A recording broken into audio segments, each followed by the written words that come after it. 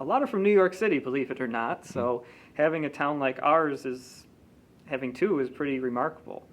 And while doing that research, I actually found out that Rand was not the only one from his unit to win the Medal of Honor on that same day. Another member of his unit won it, James Cross from Darien. So we actually have multiple in Genesee County even.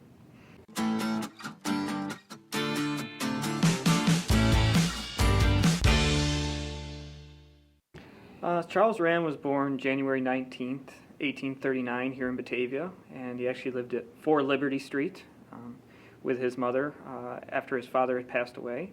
But the real story begins on April 15th, 1861, when he traveled to the Eagle Tavern here in Batavia to actually join a journalism conference, and they read off the proclamation by President Lincoln asking for volunteers, and Rand was the first to sign up. And so when the telegram went back to Washington, D.C., he was listed first, which is what gave him the title of the first volunteer of the Civil War.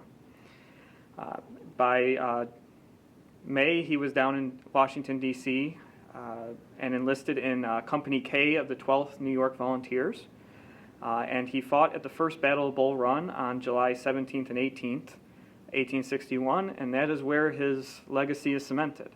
On July 18th, his unit fled during the battle, but he stayed and fought on and joined another unit and continued to fight the enemy.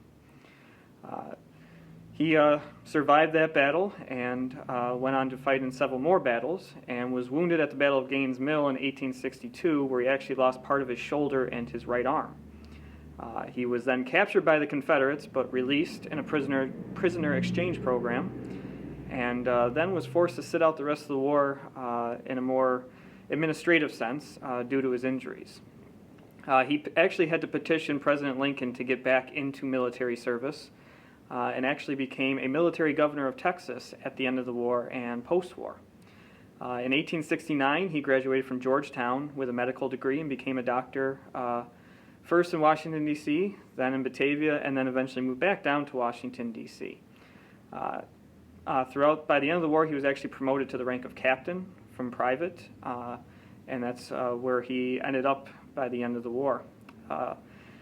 He is not awarded the Medal of Honor actually until 1897, is when he's formally notified of his gallantry, but it's another 7 years before he actually gets to hold his medals.